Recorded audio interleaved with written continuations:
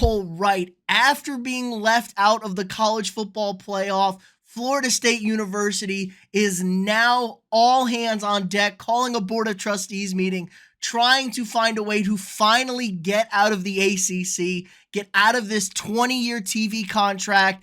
And basically, it's the ACC's fault Florida State is not in the college football playoff. Look, I agree with the committee. They should not have been in. But the ACC being so terrible is why Florida State isn't in at 13-0 on the season. No quarterback, 13-0. Should they have been in? Well, maybe if the ACC wasn't terrible. And that's what they're doing. They're seeking legal ramifications, how to get out of this grant of rights contract that they signed back in 2016.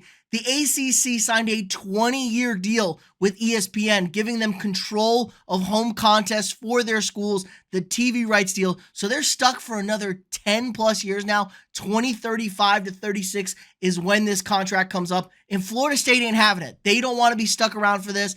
And this is a huge problem. We've seen massive turnover in the college football landscape the last few years.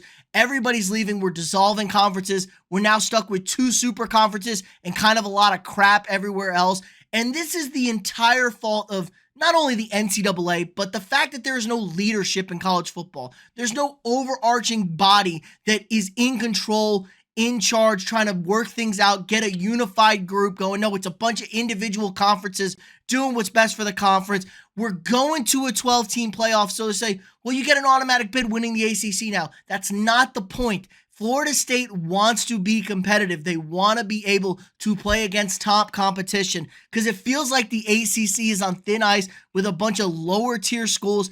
Clemson wants out with Florida State. Maybe they're trying to get North Carolina, who's kind of good at football now. I don't know, but really the big two are Florida State and Clemson, kind of running that conference the last decade plus. Maybe it feels like even longer. Maybe Miami will eventually turn it around, but they want out of it. They want to find themselves in the SEC or the Big Ten. It feels like we're going to 2 super conferences and we're just going to take 6 Big Ten teams and 6 SEC teams eventually. Now, that's awful for the sport of college football. It's bad for them to do. They need to get some 4 divisions, figure this thing out, get an actual person in charge to work this things out. But the legal things on this are really difficult for Florida State. This contract is kind of binding. They said there's not really much of a way out of this thing.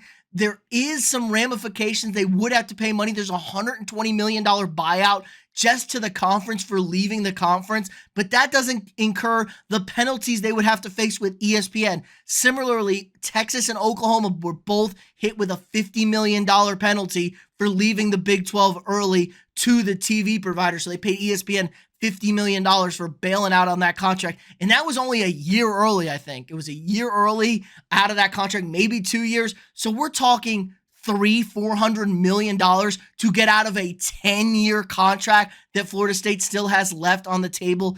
And the lawyers have been working tirelessly. There was upheaval last summer with Florida State, with Clemson, trying to find a way out of the ACC, trying to take advantage of it. They do add Cal, SMU, and Stanford to the conference. They were very much against that. They think it's going to diminish the conference. I don't blame them. Those aren't real teams. SMU, come on. They're not a P5 team. We're talking crazy now. So they've been trying to get out. And Clemson and Florida State have actually been working together with their legal teams to try and find what legal options they can explore. And it feels like it's really ironclad. Some legal scholars said they are stuck. There is no way out of this conference. There is no way out of this deal without paying an exorbitant amount of money. Now, they've been searching for private equity to fund that $120 million.